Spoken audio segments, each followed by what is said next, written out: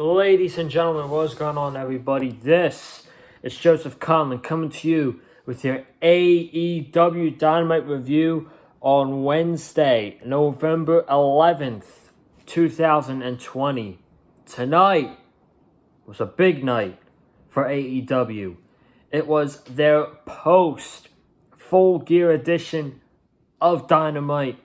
We had a lot of stuff on the plate tonight. We had Penta versus Phoenix 2, which main evented the show. A bunkhouse match between the Natural Nightmares and the Butcher and the Blade. MJF's induction into the Inner Circle. And a segment that none of us saw coming.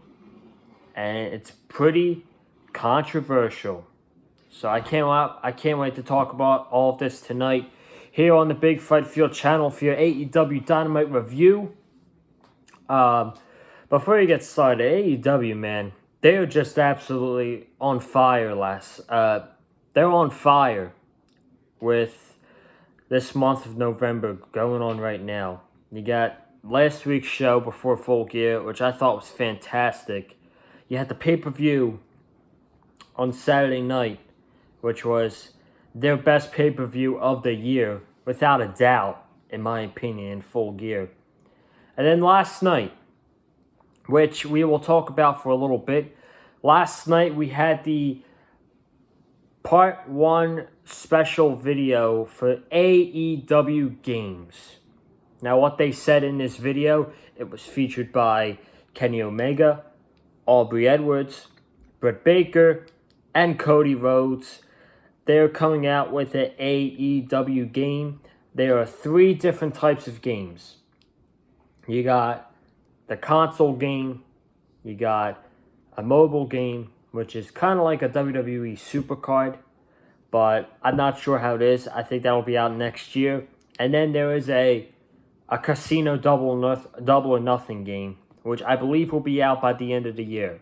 So about the console game, they did show that it's still in its early development. So to the people that are complaining about the game, like right now that they showed last night, I mean, I don't understand how you could get so upset at this when it's still in its early developments, and we're still at stage 1 with this game. And at the end of it, hell, what we saw last night might not even turn out to be the final product. It could be something totally different that we didn't see last night. So I'm very excited. The game should be out next year. And I'm telling you guys right now, I'm just going to tell you right now, whenever the game comes out, I'm guessing the game is going to be very good when the game comes out. And if it's a good game, you're going to be getting some video game content here on the Big Fight Field channel in 2021. So I just want to say that right off the bat and talk about the last night for a little bit with the AEW games. But now that we got that out of the way, let's talk about the review. Let's talk about the show tonight, which, going into it, there was a thunderstorm, a storm in Jacksonville. It was raining outside. I saw a video of ring crew members blowing the ring with a leaf blower so that the ring canvas can be dry and not wet. So as the night went out, the rain cooled down. I think the rain stopped after the first match, which the first match was Brian Cage versus Matt Sydal, which started the show. For what these guys did for 10 minutes, 11 minutes, I believe this went around 10 minutes. This match was great. I'm not saying it was my favorite match of the night, but this match was a great way to start the show. Sydal, you got someone in Sydal, Matt Sydal, who's very good. Brian Cage, in my opinion, Brian Cage has fell down a little bit after he lost to John Moxley back at Fight for the Fallen. So he needed to get back some momentum. So Seidel had some good offense in the match. Hit a double knees on the outside. Hit a double knees inside the ring, which Cage kicked out at. And then to end the match, I'm just going to get to the ending, which is pretty sick. The ending was absolutely sick. You got Seidel going for a top rope neck breaker, kind of like the neck breaker that Rollins does. Brian Cage caught Seidel in midair and hit him with the EVD claw, and Brian Cage pinned Matt Seidel right there. Caught him in midair for his finisher. That was absolutely crazy. That was a crazy finish right there. Brian Cage got the win over Matt Seidel in about 10 minutes, and it was a great way to start the show. What I thought was a great match. That was a damn great match to start the show. So we got to get Brian Cage back to where he was when he was feuding with Moxley, and hopefully we can get him back up there soon. This was a pretty big talking point of the night. Not a lot of people didn't like this. A lot of people loved it. I don't know where I fell with it. Well, let's just talk about it first. So we got Cody out there. He says that himself and Arn Anderson have decided that right now we have decided we are not going to go get a rematch for the TNT Championship. We are going to save that down the line. We're going to focus on other things right now. And he says we're focusing on losses that we want to get back. And a loss that we want to get back happened earlier this year against the Inner Circle's MJF. Then we saw a random girl, a random woman with a red dress on. Her name, I did not know her name at first. Reading social media, her name was Jade Cargill, I think. Jade Cargill. And I know that her first name was Jade. I don't remember. I think her last name is Cargill, but she got on the microphone and she said, "You have failed. You lied, Cody. A couple weeks ago, you had an interview and you called yourself a giant killer." And then she started laughing. She said, "Do you even know what a giant is? A giant is a tall guy who is unstoppable in the ring and demolishes people." Something around that. And then she walked up to the stage. She says, "Cody, you are not a giant. And the giant that I'm talking about, his name is Shaq. His name is Shaq." So then this was the good part. This was the good part of this promo. You got Brandy Rhodes walking out. She freaking owned this chick in this little sequence. She owned her. She walked out, started talking smack. "You don't come out here and interrupt my man without permission, and if you do that again, I'll slap you upside the head." She was talking straight trash to Cargill, was Brandy Rhodes. And then out of nowhere, someone came into the ring. I thought it was Shaq. I was a little overhyped, but it ended up being Brian Cage. Ricky Starks came out from the front. Darby Allin's music hit. He came from the crowd and started attacking Cage and Ricky Starks. They ran away. We got Cody and Darby Allin standing in the ring.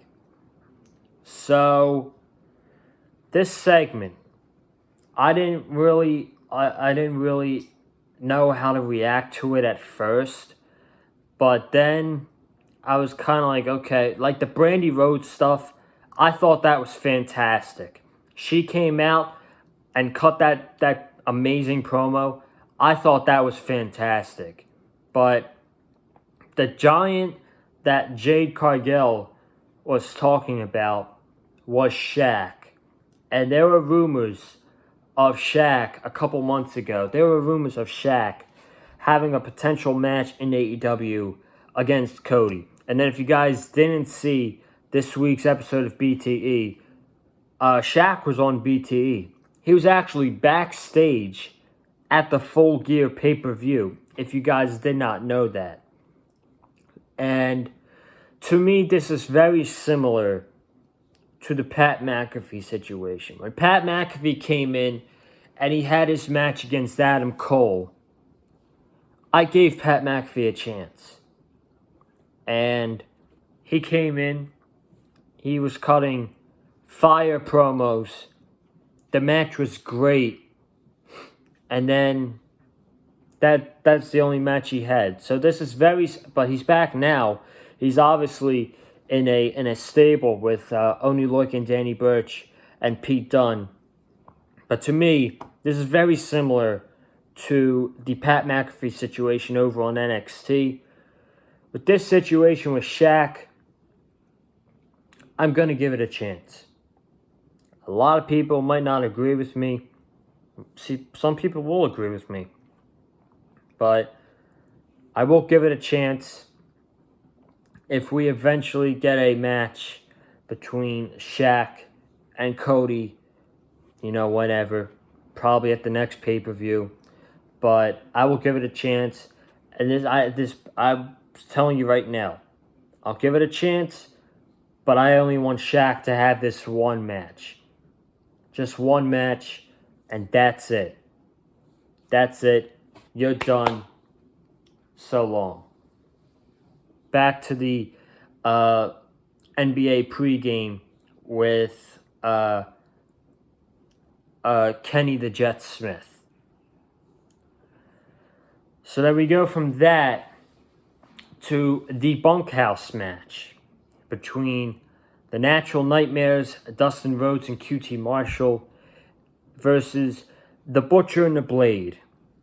And I gotta be honest with you guys, I didn't really have high expectations going into this match. Most of this feud has been happening on Dark, so I haven't been really watching it lately. And I had no idea what a bunkhouse match was. So, in all honesty, I had very low expectations going into this match. But for what we got out of this match for about 15 minutes, I thought this was really good. This was really, really good.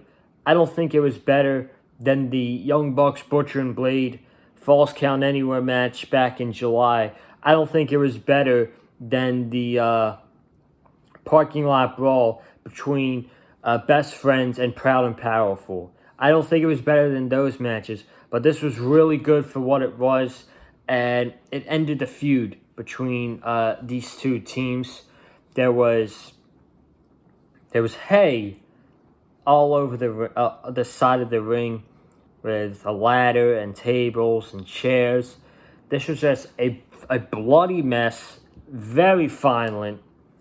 QT Marshall was busted open pretty early when he was smacked over the head with a guitar by the Blade. I've had enough guitar shots, man.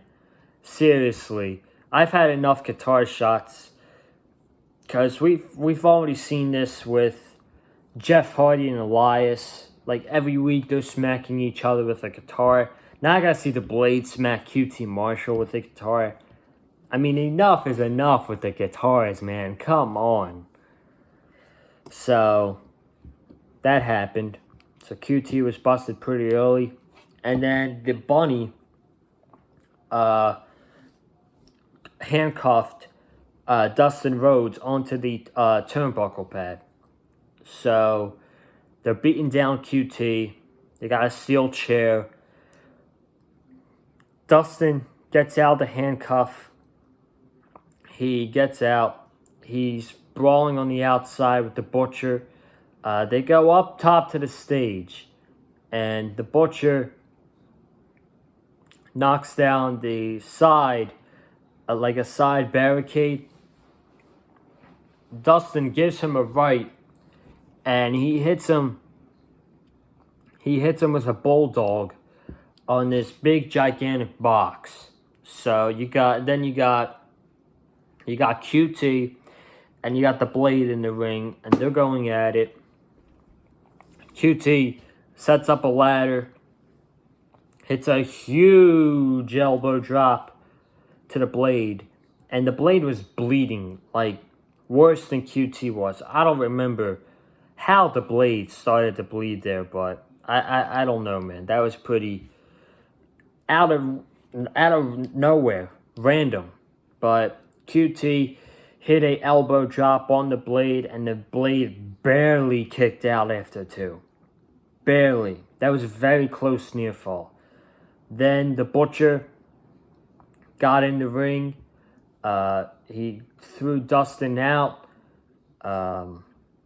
They hit full death. Oh, no. They hit full death on Dustin onto the two steel chairs. QT broke it up. And then Dustin took out the Butcher. QT hit a diamond cutter. I believe the Butcher went through it. No. The Alley was holding QT. The Blade almost hit the bunny. QT knocked the Blade into Alley. Alley went crashing through a table. QT hit a diamond cutter on the Blade, and the Natural Nightmares got the win over the Butcher and the Blade in this bunkhouse match. Again, going into it, I did not have I had low expectations for this match, but for what it was, for 15 so minutes, this was very, very entertaining and a really good match. So the Natural Nightmares winning ends the feud. I was gonna say the Butcher and the Blade should have won this match, but Alley ditched QT to go back with the Butcher and the Blade, and if QT had lost that match, then he would have looked like an absolute bitch for losing that match against the Butcher and the Blade. So you can't have that. So Natural Nightmares get their win, and it was a really good match. Then we got into the Inner Circle inducting MJF into the Inner Circle. I thought this was the best part of the show. I thought this was not by far the best part of the show, but a very entertaining part of the show and the best match segment. I thought this was the best.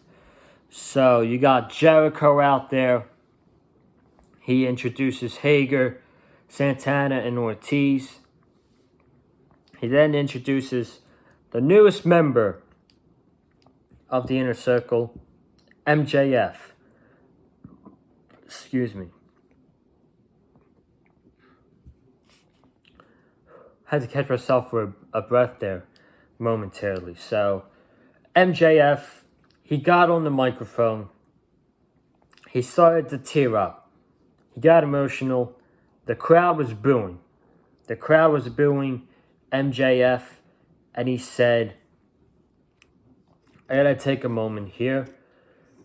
I'm very honored and privileged to be the newest member of the Inner Circle. So what he's basically saying, he's cutting a speech on being the new member of the Inner Circle and how he's happy that he is a part of the group he's wanted to be in for a while now. Ortiz then gets on the microphone. He says, yeah, we don't want you in the Inner Circle. But then Jericho's like, MJF is going to make us stronger than we already are, dangerous, and it's going to make us the most dangerous faction in AEW. So Ortiz is going to have to live up to it. And then MJF surprised Jericho with a surprise party with balloons and confetti all over the place. He then sang happy birthday to Chris Jericho in front of the Inner Circle. And then one more thing, he got the Inner Circle tickets to Las Vegas. So the Inner Circle, baby, are going to Las Vegas next week on Dynamite. I absolutely love this. This was freaking great. This was great. I loved it. MJF was hilarious in that. I like the stuff from Ortiz and Sammy Guevara later on in the night. Ortiz and Sammy Guevara are still pissed off that MJF is in the Inner Circle. I absolutely love it. I think this is going to be really good the next few months. I'm going to predict what's going to happen now. I might not be correct, but I'm going to say it anyway. I think this is going to lead to a match at Revolution between MJF and Sammy Guevara. MJF is going to go on to win that match, and then the Inner Circle they're gonna kick Sammy Guevara out of the Inner Circle at Revolution, and that's gonna be the night that Sammy turns into a babyface once he loses to MJF. I'm very excited for this Inner Circle storyline for the next coming weeks. It's unpredictable. You don't know what's gonna happen.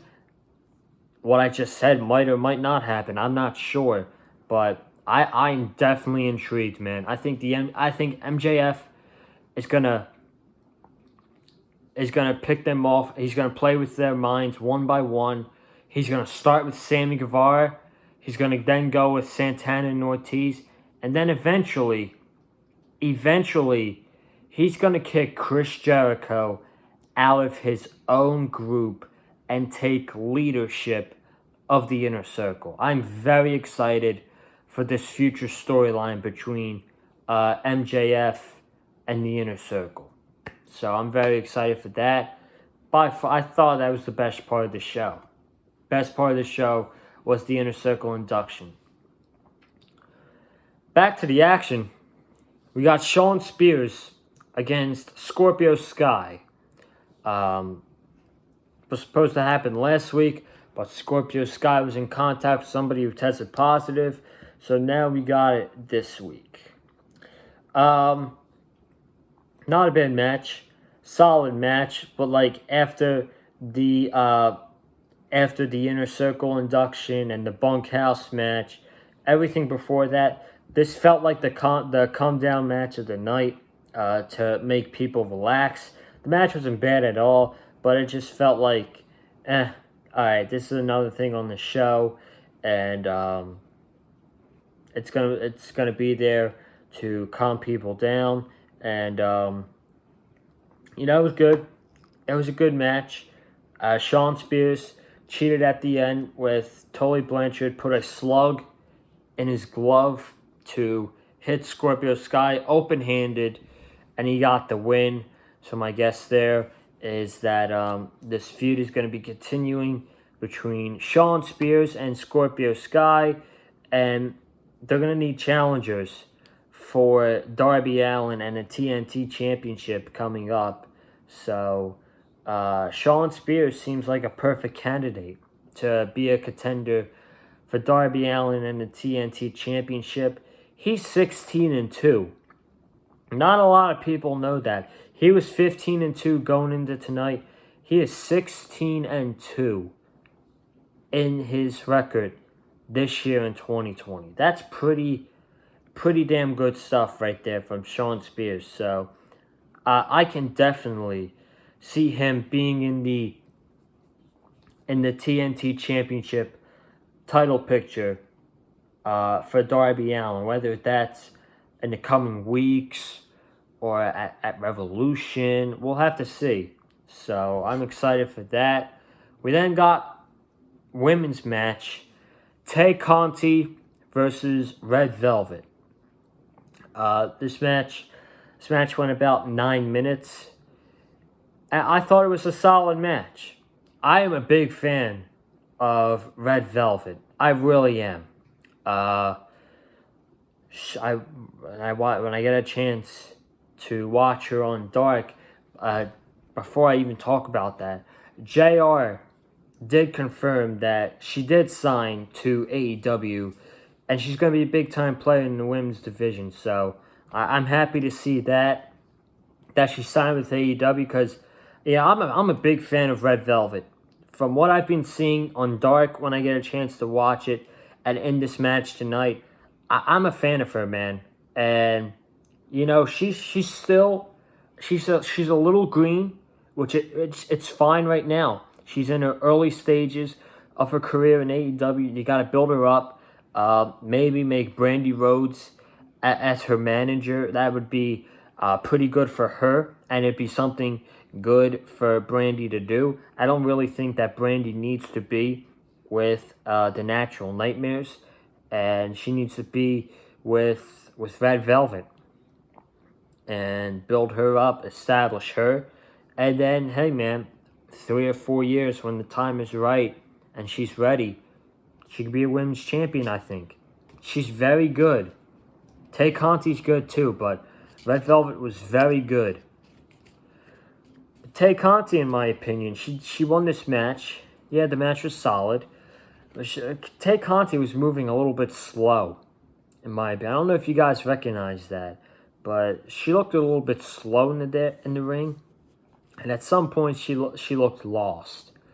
That's just me. That's coming off from me. But Tay Conti getting the win. The story here was toward the end of the match where Brandy was looking over it, was concerned for Red Velvet. Anna Jay got a chair, threw it in the ring, and Tay Conti, she kicked it out. She kicked the chair out. It almost cost her the match, but then she got the win with the knee to her face. And then, as you see Anna and Tay Conti hugging in the ring, and in the heel tunnel, you see the Dark Order looking on at what's going on. So they're still trying to recruit Tay Conti into the Dark Order.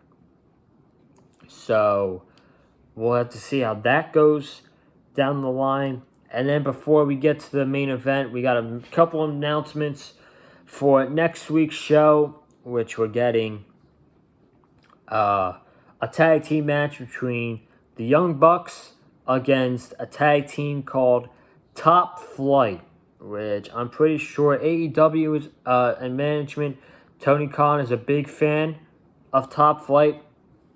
I have not really been able to watch a lot of them because I haven't watched Dark in about a few weeks.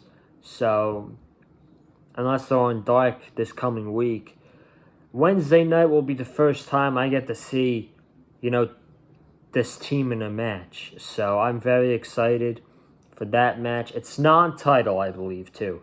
Non-title match between Top Flight and the Young Bucks. Cody and Darby Allin versus Brian Cage and Ricky Starks in a tag team match. That should be great. And then Orange Cassidy versus Kip Sabian one-on-one. And then the Inner Circle going to Vegas. They're going to Vegas next week, man. But the big announcement was we're not getting Jon Moxley versus Kenny Omega at Revolution. We're not getting that match at Revolution.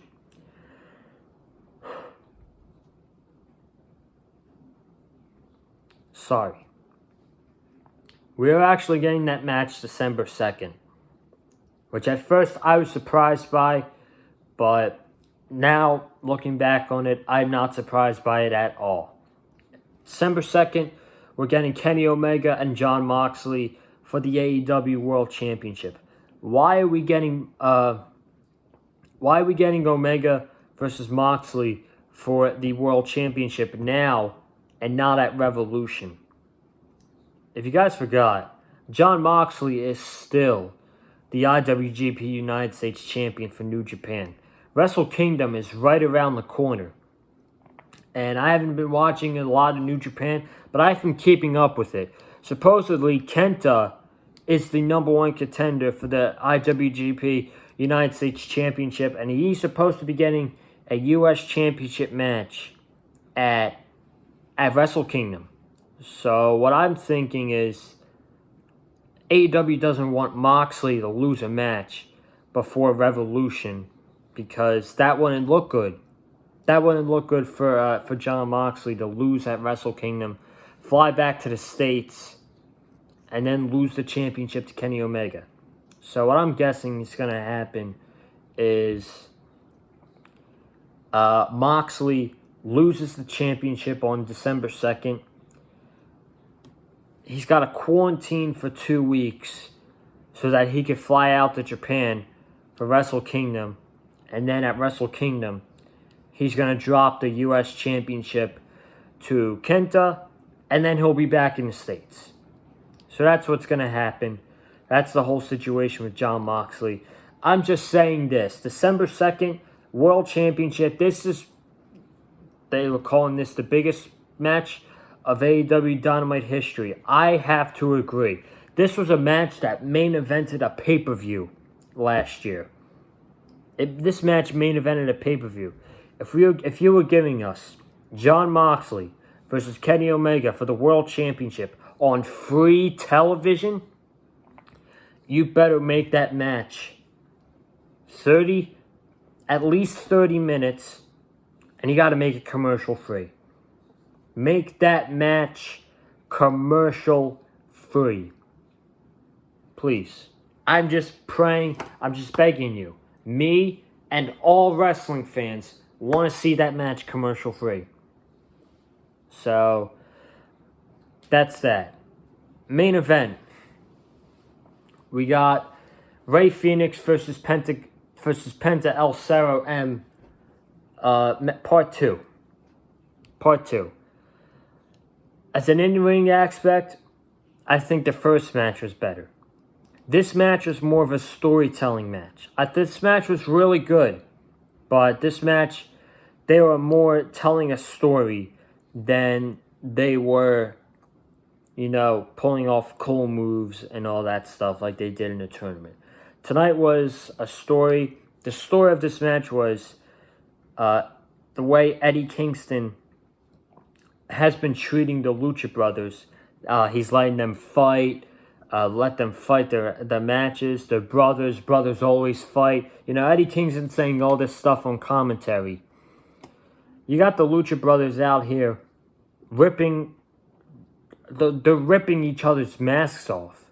You got Penta ripping Rey Fenix's mask, and then you got Rey ripping Penta's mask. So then both their masks are ripped off. To the end of the match, Penta hits a package pile driver on Rey, then hits a Canadian Destroyer on the outside, then hits a package pile driver inside the ring, and Penta got the win over Rey Fenix. So they're 1-1. Then Eddie Kingston got on the microphone. He said, "We just saw a great match between two of the best luchadors in the world. My best friend got the win. You don't need your brother. You need my guidance." And then we hear the theme music of the Bastard PAC. PAC is back. He's back.